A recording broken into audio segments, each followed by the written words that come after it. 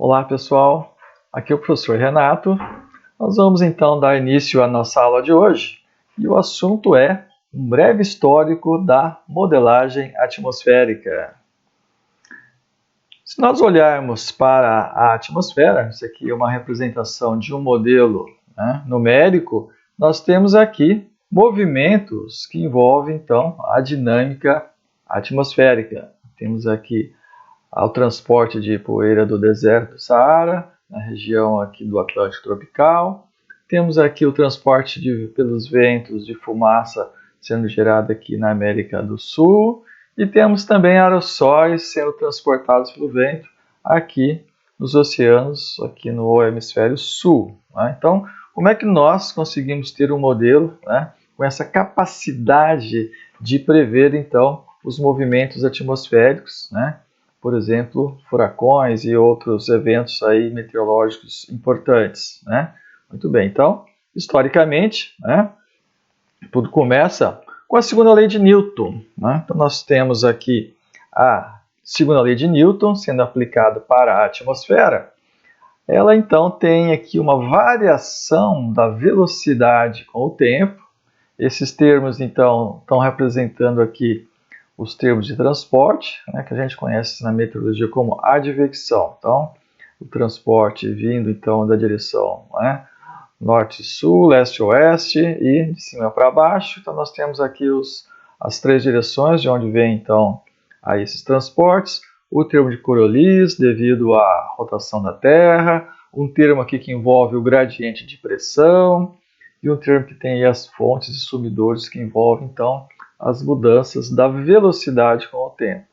Muito bem, nós temos agora aqui uma equação que é a variação da temperatura com o tempo. Então, essa equação termodinâmica, a temperatura vai variar, então, se você tiver transportes também. Então, você pode ter transportes vindo aí das várias direções, tem os gradientes de temperatura, e aí nós temos aqui um termo que tem a variação, então, da densidade. O ar atmosférico pode, então, ser comprimido. E as fontes e sumidouros, então, de calor. Por exemplo, a radiação e outras mudanças de fase que vão, então, interferir na variação da temperatura com o tempo. Uma equação para conservação, conservação de água, por exemplo. Uma equação de estado. A equação de estado vai relacionar a pressão com a temperatura. Então, imagine, você tem variação de pressão, você tem variação de temperatura. Se você tem variação de pressão, você acaba variando os ventos. Se você tem variação de ventos, você acaba alterando os transportes e aí a temperatura. Então, essas equações estão interligadas. São equações conhecidas como equações diferenciais parciais, porque depende de várias variáveis, E aí existe um prêmio, dado pelo Instituto Clay de Matemática, um prêmio de $1 milhão para quem conseguir resolver analiticamente essas equações. Então, essas equações conhecidas como equações de Navier-Stokes. O problema, então, da solução analítica das equações de Navier-Stokes é um dos 7 problemas matemáticos ainda insolúveis, e aí existe esse prêmio de $1 milhão. Como nós não sabemos ainda como resolver analiticamente esta equação, não conseguimos integrar e conseguir encontrar a variação aí do tempo, nós vamos resolver isso numericamente. Como é que nós resolvemos numericamente esse tipo de equação? Vamos pegar um exemplo.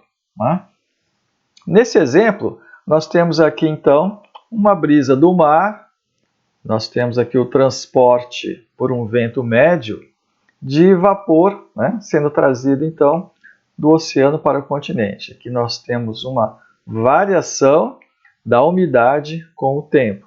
Matematicamente, a gente representa então essa variação da umidade com o tempo por um termo aqui que vai, por exemplo, transportar esse vapor, aí do oceano para o continente.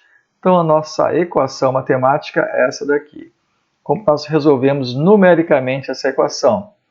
Nós podemos, então, pegar o termo que envolve variação de temperatura, da umidade com o tempo. Nós temos uma variação, então, aqui com o tempo, podemos representá-lo então por um índice aqui t mais ΔT, em que ΔT é um passo no tempo no futuro.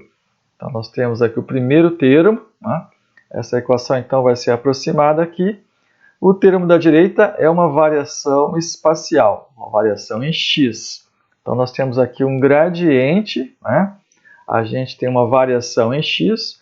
No caso, x mais ΔX é esse ponto aqui à direita, x menos ΔX é esse ponto à esquerda, e nós temos aqui então uma variação de 2ΔX. Por isso que nós temos aqui uma variação da unidade dq dx representada numericamente por esse método conhecido como método de diferenças finitas, né? Tem um valor finito, ΔX, aqui 2ΔX, então dq dx representado numericamente. Nós queremos saber o futuro, né? Queremos saber o valor em t mais ΔT. Nós podemos isolar esse termo aqui à esquerda, né? Colocamos os outros termos à direita, e aí nós podemos então calcular o futuro, né? O futuro é representado então por dados conhecidos no momento agora, e aí a gente tem um gradiente, né? Os termos aqui à direita, resolvemos a equação numericamente. Esta é então uma solução numérica, e a gente pode dar uma olhada aqui, né, no breve histórico aí da meteorologia. Tudo começa então lá com a invenção do barômetro. O barômetro vai calcular, vai medir a pressão atmosférica, e ela é importante então para você ter aí, né, as primeiras cartas meteorológicas. E aí, com a invenção do telégrafo, você pode então, né, passar esses dados aí do centro de medidas para a região então em que você tem aí o pessoal analisando os mapas meteorológicos, né, as cartas meteorológicas. Nos anos aí, 1850 são estabelecidos os primeiros centros de previsão, que é conhecida como era empírica, ou seja, a era em que você está olhando apenas para os dados e tenta fazer uma previsão, uma projeção a partir daqueles dados. Em 1904, o Bjerknes formula o problema matematicamente, olha para aquelas equações que a gente viu e propõe então que talvez você consiga resolver essa equação para ter uma variação no tempo. O Richardson, em 1814, ele já começa a olhar para as equações e começa então, né, fazer um trabalho de previsão numérica. Em 1950 temos o Charney, né, Dürfeld e o von Neumann fazem então a primeira previsão numérica usando o computador da Universidade de Princeton. Em 1950 nós temos os primeiros modelos numéricos tridimensionais. Nos anos 60 temos as primeiras simulações numéricas com modelos globais. Em 1967 os modelos oceânicos globais já são incorporados. Nos anos 70 temos modelos acoplados, modelos espectrais, temos o início do centro europeu. Nos anos 80 aí temos os modelos semi-lagrangianos, temos a assimilação de dados. Esse método de assimilação de dados é importante porque você tem, para conseguir fazer uma previsão, você precisa de uma condição inicial, você precisa de dados iniciais. Nos anos 90 surgem então, né, os processamentos paralelos, então os computadores começam a ser mais eficientes por causa desse método então aí de processamento paralelo. E agora aqui no nosso século, temos aí já os modelos do sistema terrestre, são modelos mais complexos que envolvem toda a atmosfera, a maior parte dos processos. Muito bem, os primeiros, né, pensamentos sobre o problema do clima, né, surgiram lá com o Arrhenius. Né, o Arrhenius olhou para os dados do CO2 e sugeriu que, né, poderia ter aí efeitos no clima global. Então, ele foi um dos primeiros a pensar nesse problema aí do CO2 e no clima global. Né. O Bjerknes, né, então o Bjerknes era um físico norueguês, né, e em 1904 ele publicou um artigo sugerindo que aquelas equações, né, poderiam ser usadas então para uma previsão de tempo, através da solução de um grupo de sistema de equações diferenciais parciais não lineares. Depois a gente vai ver, né, detalhes sobre essas equações. O Bjerknes, um pouco sobre o Bjerknes, né? Ele iniciou seus estudos em mecânica de fluidos, auxiliado pelo seu pai, o matemático Carl Bjerknes. Em 1890 tornou-se assistente do Hertz, contribuindo substancialmente no trabalho em ressonância eletromagnética. Em 1895 tornou-se professor de mecânica aplicada e física matemática na Universidade de Estocolmo, onde elucidou a interação fundamental entre a dinâmica dos fluidos e a termodinâmica. Sua maior contribuição foram as equações primitivas atmosféricas, usadas em modelos climáticos. Foi nesse trabalho que inspirou Ekman e Rossby futuramente em aplicá-las, a movimentos de larga escala, tanto para os oceanos quanto para a atmosfera terrestre, possibilitando então a moderna previsão numérica de tempo. E o B. Jerkins, então, foi o cara que anteviu as possíveis aplicações dessas equações já lá em 1904. Em 1907, o B. Jerkins vai para a Universidade de Oslo, e aí, depois ele passa então pela Universidade de Leipzig, ele funda aí o Berger Geophysical Institute, escreveu um livro importante sobre a dinâmica da circulação atmosférica. Em 1926, até se aposentar, ele trabalhou então na Universidade de Oslo e faleceu futuramente depois, consequência de um ataque cardíaco. E o seu filho Jacob Jerkins aí conseguiu então depois produzir outros trabalhos em função então do seu pai. Atualmente existe uma cratera lunar, com o nome B. Jerkins, e outra cratera em Marte, então, ambas sendo aí em homenagem ao B. Jerkins. Em 1922, o matemático britânico Lewis Fry Richardson aplicou essas equações, de uma maneira numérica. Ele pegou aquelas equações propostas pelo B. Jerkins e fez aí um trabalho aí inicial de previsão numérica para uma região da Europa. Esses cálculos foram feitos à mão, na época não existia computadores. Na época ele era motorista de ambulância, e era a época da Primeira Guerra Mundial. Um pouco sobre o Richardson. Em 1898 ele foi para a Faculdade de Ciências, em Durham, na Inglaterra, onde frequentou o curso de Física, Matemática, Química, Botânica e Zoologia. Em 1900 foi para o King's College, em Cambridge, onde estudou Física com o Thomson, se graduando então com honras em 1903. A descoberta de que seu trabalho meteorológico se mostrou útil aos projetistas de armas químicas fez com que o Richardson abandonasse toda a pesquisa nessa área e destruísse todas as suas descobertas até então. Então, aqui está um resultado do trabalho do Richardson. Ele então publicou o seu livro em 1922 e apresentou os resultados de uma previsão numérica para a região da Europa. Então nós temos aqui um mapa, Esse mapa aqui está mostrando aqui então a Península Ibérica, a Itália, a Inglaterra, a região da Europa Central.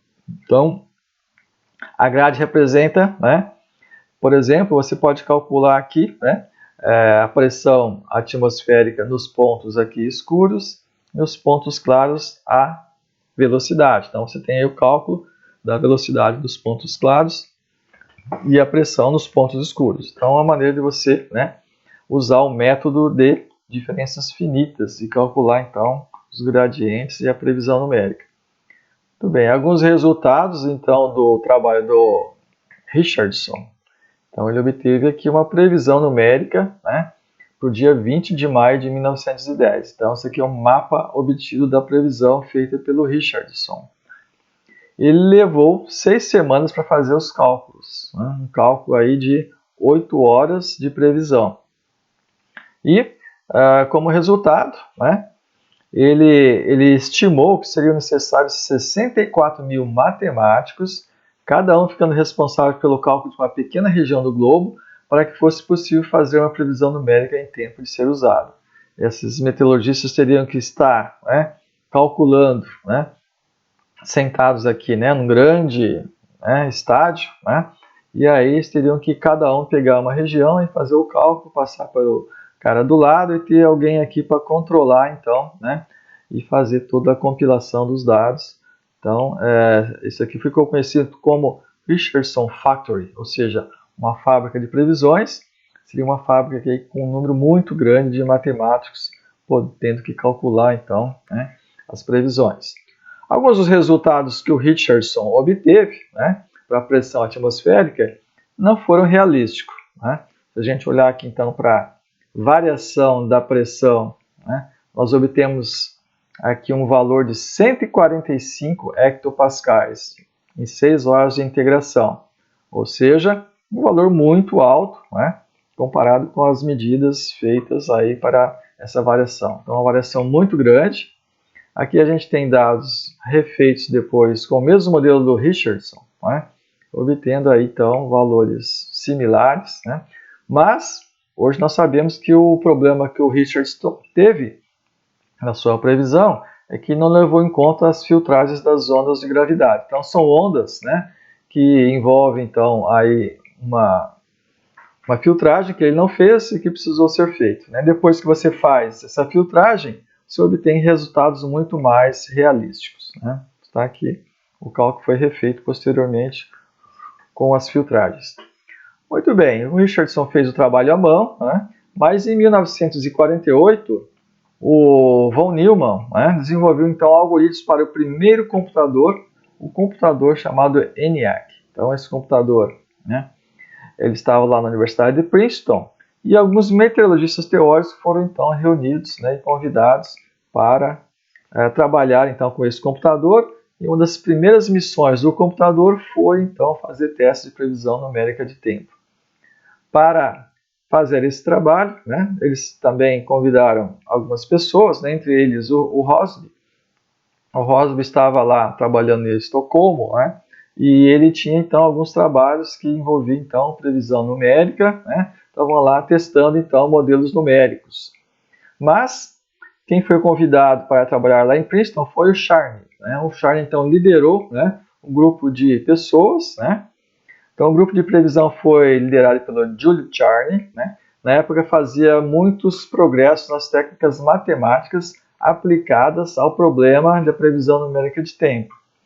Este grupo construiu e rodou um modelo demonstrando que a possibilidade da previsão numérica de tempo. A primeira previsão numérica foi obtida então em abril de 1950. Foi uma previsão aí de 24 horas, mostrando então a possibilidade de você ter uma previsão numérica. Posteriormente, né, o Manabe então usa essa ideia dos computadores, né, usa lá os computadores de Princeton e faz aí então, né, trabalhos envolvendo aí modelos climáticos globais, inclusive então dos efeitos do aumento do CO2 e seus impactos no clima já lá nos anos 70. Né?